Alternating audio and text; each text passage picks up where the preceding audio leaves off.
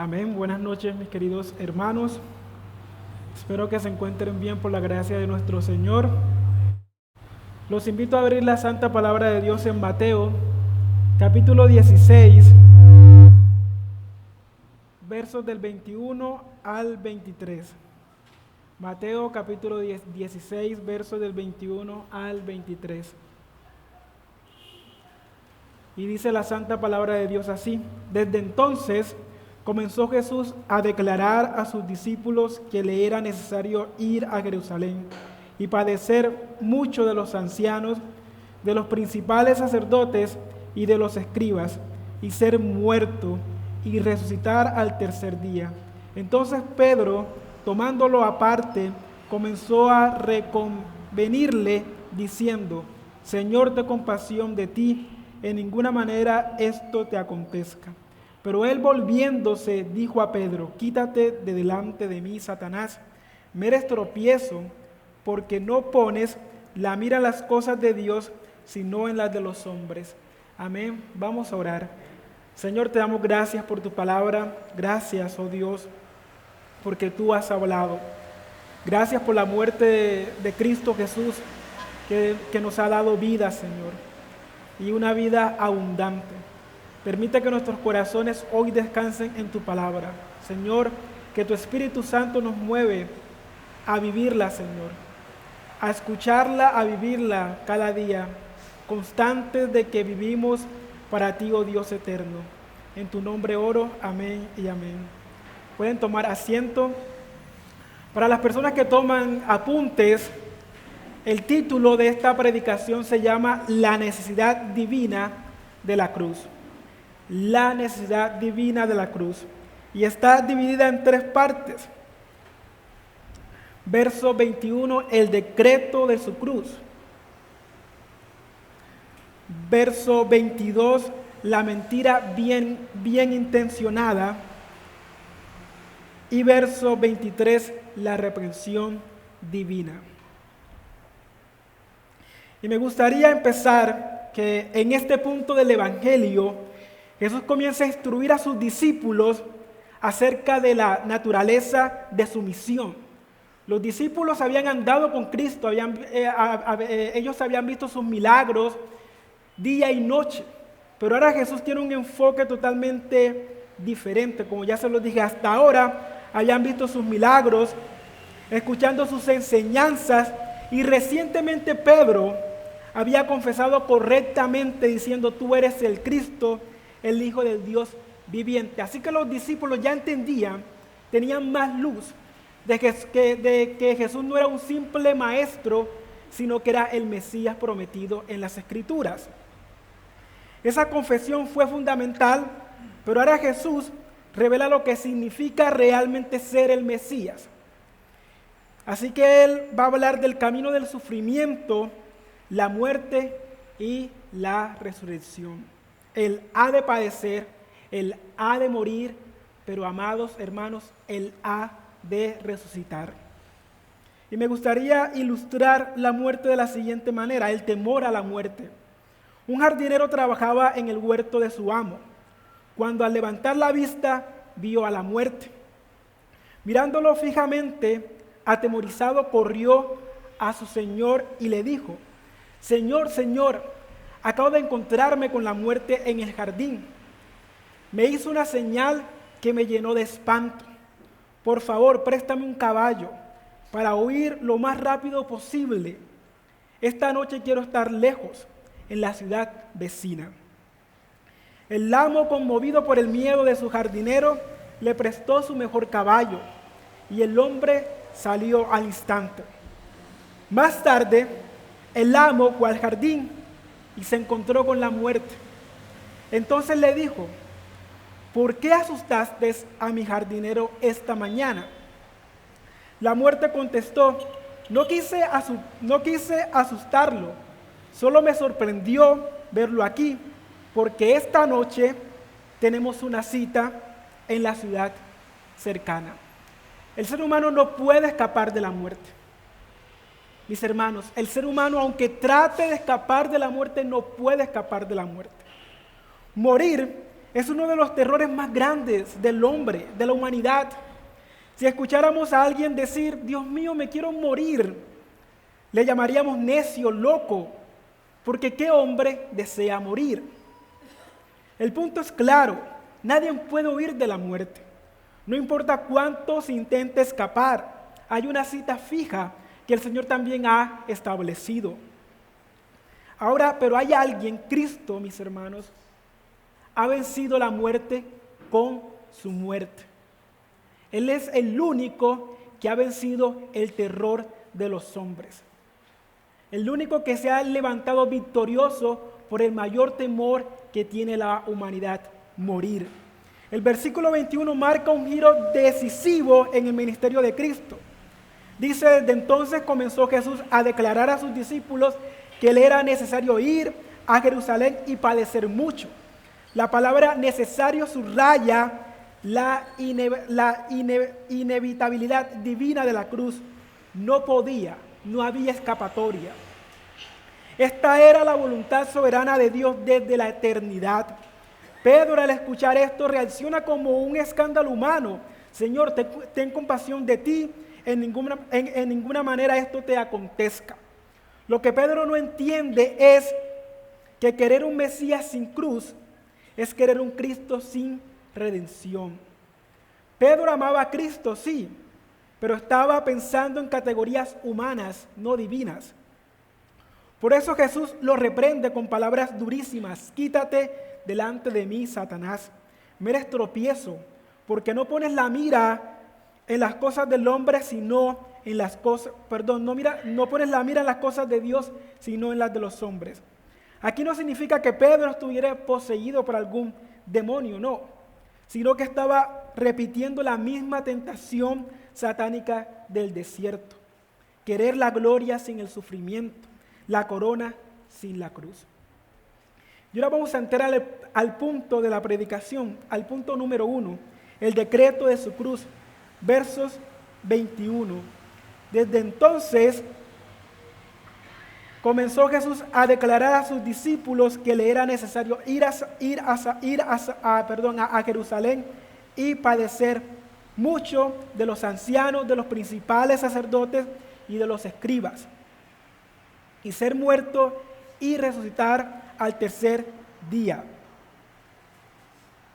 El verbo que se usa aquí para hablar es necesario, quiere decir algo obligatorio, algo inevitable.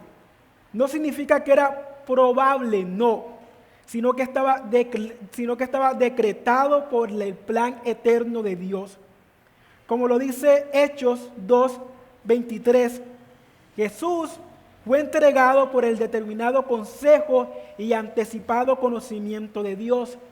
Isaías 53:10, Jehová quiso quebrantarlo, sujetándolo a padecimientos. Fíjese en el lenguaje que usa Cristo.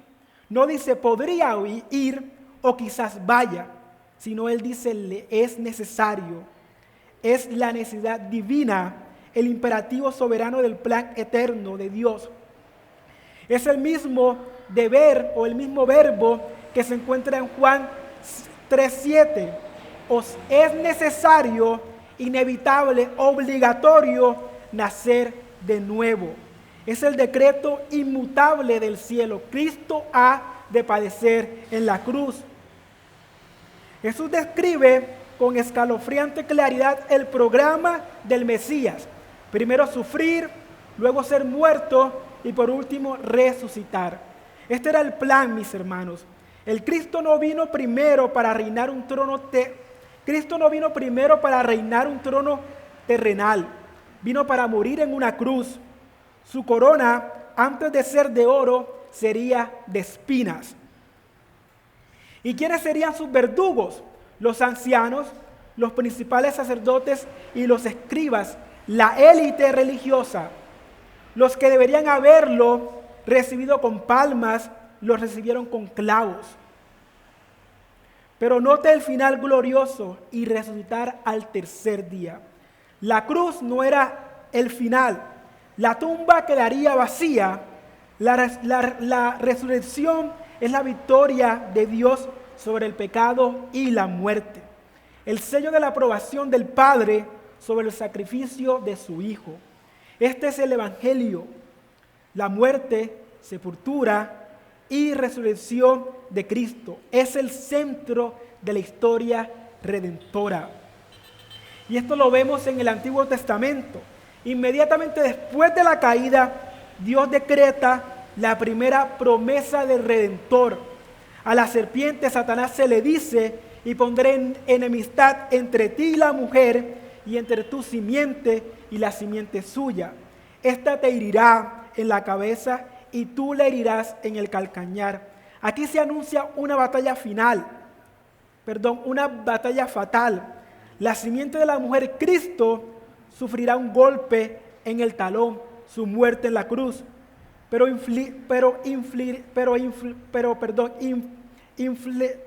pero causaría el golpe fatal en la cabeza de Satanás, su victoria sobre el pecado y la muerte mediante su resurrección. El decreto se establece, lo podemos ver desde el Edén. Cada cordero, cada cabrito, cada toro que era sacrificado por los pecados del pueblo era un recordatorio, mis hermanos, constante de que la paga del pecado es muerte, como lo dice Romanos 6:23. Y una profecía simbólica del Cordero perfecto de Dios que quitaría el pecado del mundo. La sangre de aquellos animales cubría temporalmente el pecado, pero la sangre de Cristo la quita para siempre.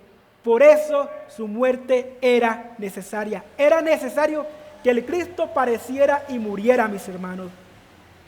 Cuando Pedro trató de disuadir o persuadir a Jesús de no ir a la cruz,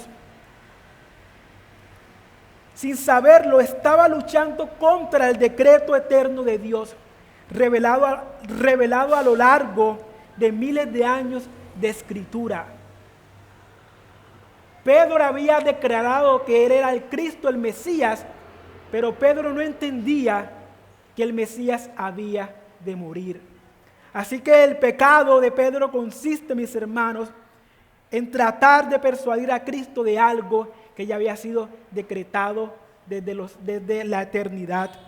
El hecho de que el Hijo eterno de Dios, la segunda persona de la Trinidad, se despojara de su gloria y tomara la forma de un siervo, fue en sí mismo un acto de humillación, por tanto una forma de padecimiento. Cristo padeció primero en su limitación. El creador del universo se sujetó a las limitaciones de un cuerpo humano: hambre, sed, cansancio, dolor. Segundo, identificación. Nació en la pobreza, en la oscuridad, en un pesebre, no en un palacio. Desde su primer aliento estuvo identificado con los humildes y los oprimidos. Tercero, la exposición a la tentación. Desde el desierto y hasta el fin de su ministerio fue tentado en todo como nosotros, aunque sin pecado. Cuarto, agotamiento físico y emocional. Su ministerio era tan intenso que a veces no tenía tiempo ni para comer. Quinto, una oposición y hostilidad. Desde el principio fue rechazado en Nazaret, calumniado por los líderes religiosos y constantemente desafiado y probado. Sexto, dolor emocional. Experimentó la tristeza profunda por la dureza de los corazones. Lloró por la muerte de Lázaro y por la incredulidad de Jerusalén. Sintió la traición de Judas y la incomprensión de sus discípulos y la carga del conocimiento. Solo él entendía perfectamente la misión que él le esperaba. Mientras sus discípulos discutían sobre quién sería el mayor, él cargaba con el conocimiento de la cruz que se acercaba. Así que podemos ver que el Cristo, mis hermanos, tenía que padecer. Que hay un decreto desde la eternidad donde Él había de morir por su pueblo. El Mesías el Cordero perfecto de Dios habría de morir por su pueblo. Porque no podemos, mis hermanos, no hay un camino, o sea, no puede haber un Cristo sin redención. Porque Cristo, la muerte de Cristo nos ofrece redención, y una redención eterna. Y ahora veamos el segundo punto, la mentira bien intencionada, versículo 22. Entonces Pedro, tomándolo aparte, comenzó a reconvenirle, diciendo: Señor, ten compasión de ti, en ninguna manera esto te acontezca. Y aquí, amados hermanos, vemos la respuesta de Pedro. Entonces Pedro lo tomó aparte, comenzó, mis hermanos, a regañarle. Imaginen la escena. El discípulo reprende al maestro.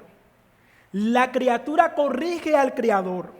El hombre pecador le dice al Santo de Dios qué camino tomar. Y sus palabras parecen tan razonables, tan llenas de compasión humana. Señor, ten compasión de ti. En ninguna manera esto te acontezca. Qué palabras tan peligrosas. Suenan a amor, suenan a preocupación, pero en realidad son la voz de la lógica humana, de un sentimiento no redimido por la cruz, del mismo infierno, mis hermanos. Pedro estaba diciendo: Señor, hay otro camino, no hace falta la cruz. Evita el dolor, salva tu vida. ¿Se dan cuenta? Pedro, quien minutos antes había declarado a Jesús como el Cristo, ahora se convierte en un obstáculo para la misión misma del Cristo. Quería un Mesías de gloria sin el camino de la humillación. Quería la corona sin la cruz. Es la esencia, y esta es la esencia de la teología de la prosperidad, del evangelio de la autoayuda, de cualquier mensaje que pretende pasar por alto el sufrimiento y la muerte expiatoria de Cristo. Pedro no estaba pensando en las cosas de Dios, no. Estaba pensando en las cosas de los hombres, en sus ideas. Y aunque su intención era buena en cierta manera, era satánica en su esencia. Entonces Pedro, mis hermanos, la protesta de Pedro suena increíblemente razonable y compasiva, pero, mis hermanos, es peligrosa, porque aparta la mirada de lo eterno y lo pone en lo humano. ¿Cuántos de nosotros no caemos en esto? En apartar nuestra mirada en las cosas eternas y ponerla en las cosas humanas. Y no solo eso, sino que nos dejamos llenar nuestra cabeza por razonamientos humanos y dejamos a un lado la palabra de Dios. Preferimos lo que piensa un hombre, lo que dice un hombre, a lo que dice la propia palabra de Dios.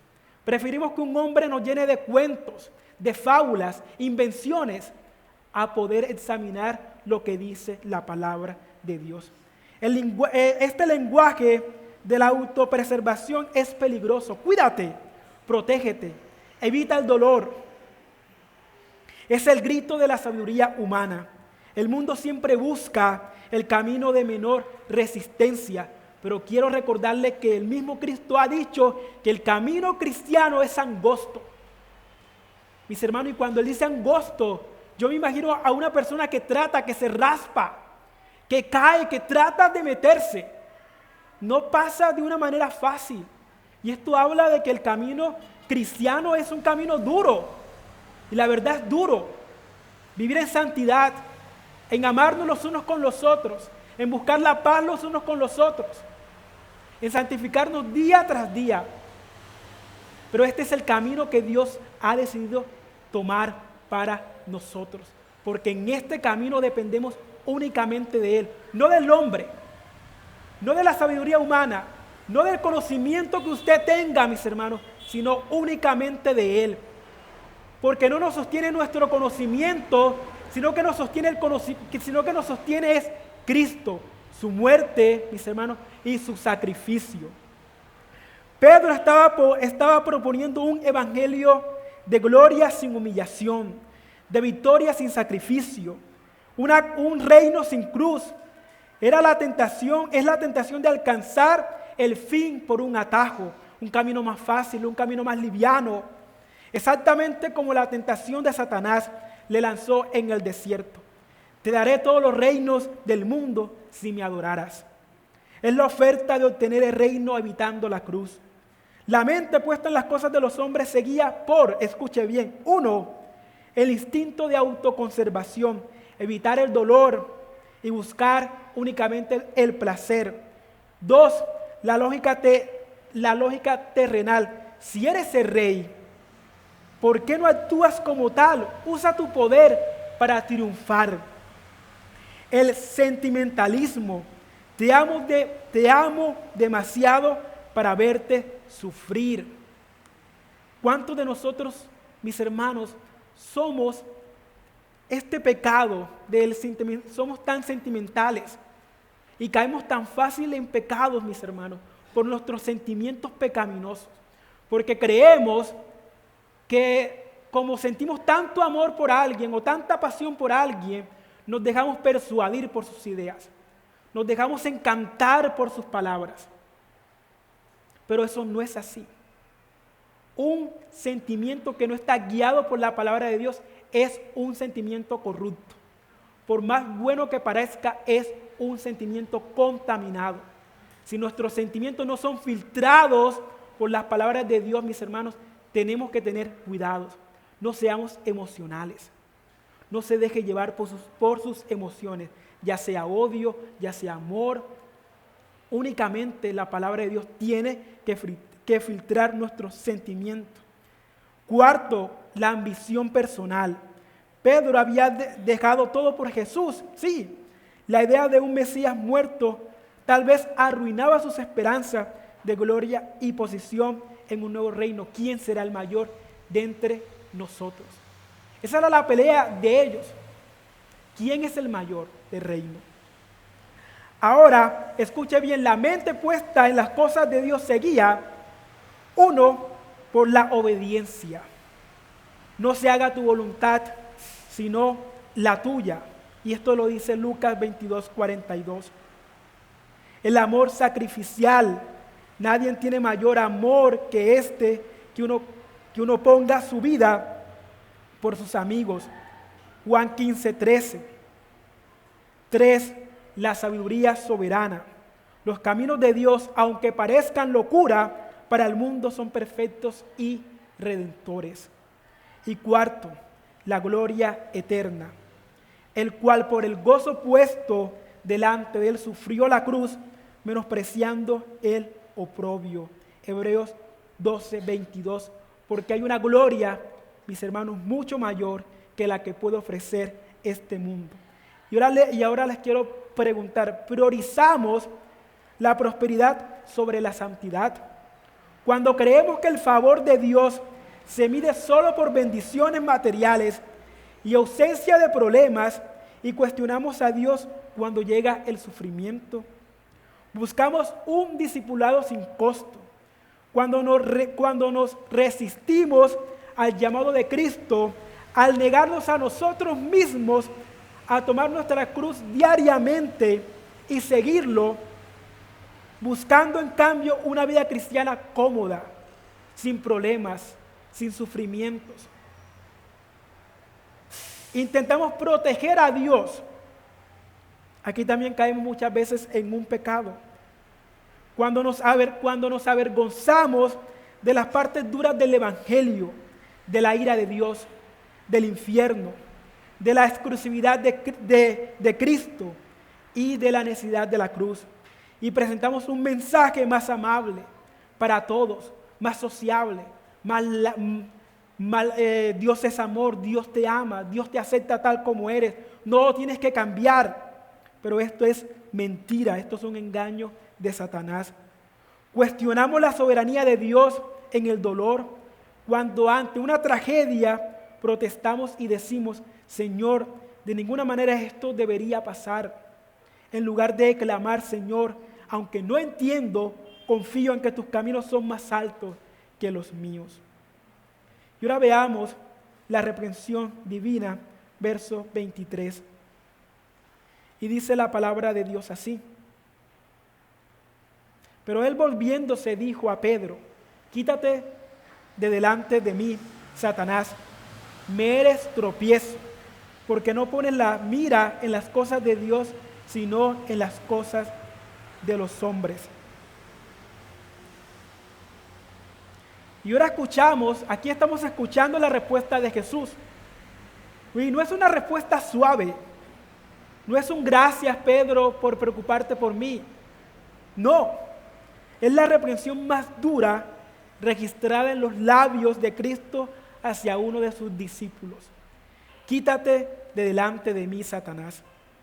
¿A quién le habla Jesús? A Pedro, pero no solo a Pedro.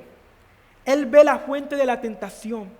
Es la misma voz que escuchó en el desierto: si eres el Hijo de Dios, di que estas piedras se conviertan en pan. Tírate del templo, te daré todos los reinos del mundo si me adoras. Es la tentación de lograr el reino evitando la cruz. Es la oferta de un mesianismo fácil, de un camino ancho, cuando nuestro camino es angosto. Jesús identifica la voz detrás de las palabras de Pedro: Satanás, el adversario, el que se interpone en el camino. Pedro se había convertido, aunque fuera por un momento, en un instrumento del diablo, en una piedra de tropiezo. La misma palabra que se usó para roca, Petros, ahora se convierte en tropiezo. La palabra Satanás significa literalmente adversario o acusador. En este momento, Pedro, sin saberlo, se había convertido en un instrumento que se interpone en el camino, en un adversario del propósito redentor de Dios. Jesús no está endemoniando a Pedro, está exponiendo la fuente satánica de la sugerencia de evitar la cruz. Jesús defiende la pureza del Evangelio con una claridad feroz. Cualquier enseñanza, por bonita que parezca, pero que busca reemplazar la cruz con cualquier otra cosa, ya sea prosperidad, ya sea moralismo, ya sea poder político, mis hermanos, es en esencia una doctrina satánica. No hay término medio. Quítate delante de mí. Esta frase es una orden militar. No es un solo apártate, sino ponte detrás de mí o quítate de mi camino. Es el mismo lenguaje que usa Jesús con el diablo en Lucas 4:8. Vete de mí, Satanás. Lo que Pedro comete no es un error, no es simplemente un error, es una trampa. Es una trampa de caza, es una piedra de tropiezo que hace caer a alguien y lo lleva a la ruina. Pedro estaba poniendo una trampa delante de Jesús, tentándolo, mis hermanos, a desviarse de su misión y por tanto a arruinar la redención de la humanidad. Imagínense, si Cristo no hubiese muerto, si Cristo hubiese decidido no cumplir su misión. ¿Y cuál es la raíz del problema? Jesús lo ve y dice: porque no pones la mente en las cosas de Dios, sino en la de los hombres. Y ese es el mayor problema del ser humano. Ese es el mayor problema que muchas veces nosotros tenemos. Soñamos, decimos, vamos a ir a tal lugar, hacemos planes y planes y planes, y el reino de Dios, ¿dónde está en nuestros pensamientos? ¿Dónde cabe en nuestra mente el reino de Dios? Nos ocupamos tanto en pensar sobre el futuro que se nos olvida el reino eterno de Dios. La mente puesta en las cosas de los hombres es naturalmente terrenal, demoníaca, busca la comodidad, la autopreservación, la gloria terrenal, el camino fácil. La mente puesta en las cosas de Dios es sobrenatural, celestial, se somete a la voluntad de Dios, abraza la soberanía de Dios, confía en el plan de Dios, aunque incluya sufrimiento, dolor y muerte. Amada iglesia, la tentación de Pedro no murió con Pedro, no, vive hoy y vive en cada uno de nosotros muchas veces. Cada vez que preferimos a un Jesús sin cruz, estamos siendo Pedro. Cada vez que creemos que el discipulado es sobre nuestra comodidad y no sobre tomar nuestra cruz y morir a nuestro pecado, nuestra arrogancia, estamos siendo Pedro. Cada vez que nos quejamos del sufrimiento que Dios en su soberanía ha puesto en nuestras vidas, cuestionando su plan soberano, estamos siendo Pedro. Cada vez que buscamos un evangelio que nos haga ricos y saludables en este mundo, en lugar de un evangelio que nos haga santos para el mundo venidero, estamos siendo Pedro. Cada vez que la lógica del mundo parece más sensata que la locura de la predicación, estamos siendo Pedro. Dios no necesita que le salvemos, no. Él es el Salvador. Nuestro trabajo es únicamente confiar en Él. Nuestro trabajo no es aconsejar a Dios, no, sobre cómo dirigir el universo, no. Nuestro trabajo es someternos a su voluntad. Nuestro trabajo es obedecer a su palabra y confiar en Él. La cruz era necesaria porque era lo que se había decretado. Sin la cruz no hay perdón. Sin la cruz no hay salvación. Sin la cruz tu pecado y mi pecado, mis hermanos, nos condenarían para siempre. Gloria a Dios por la cruz. Gloria a Dios por el Cristo sufriente, muerto y resucitado. Hoy la pregunta es para ti. ¿En qué pones tu mente? ¿Estás evaluando a Dios, su palabra, su iglesia y tu vida desde una perspectiva humana o a través de la palabra santa de Dios? ¿O tu mente ha sido renovada por la verdad de Dios para que puedas discernir cuál es su voluntad buena, agradable y perfecta? Mis hermanos, Cristo murió para darnos vida y vida en abundancia. La muerte de Cristo es suficiente para limpiar nuestros pecados y damos gloria al Señor. Damos gloria a Dios, mis hermanos, que Él es nuestro Salvador, que Él es nuestro Cristo. Y Él nos ha salvado de una tragedia tan grande. Él nos ha salvado de nuestra propia soberbia e ignorancia. Él nos ha traído a la luz, mis hermanos. Pero no para que escuchemos al mundo, no, sino para que escuchemos su palabra. Que todo tu pensamiento, que todos tus sentimientos, que todas tus ideas, que todos tus anhelos, que todos tus sueños sean filtrados únicamente por la palabra de Dios. Que sea Dios, mis hermanos, reinando en nuestros corazones. Porque muchas veces tenemos al hombre, a nuestro yo, entronizado en nuestro ser. Nuestro yo es más grande. Mis anhelos son más grandes. Lo que quiero es más grande que lo que dice la palabra de Dios.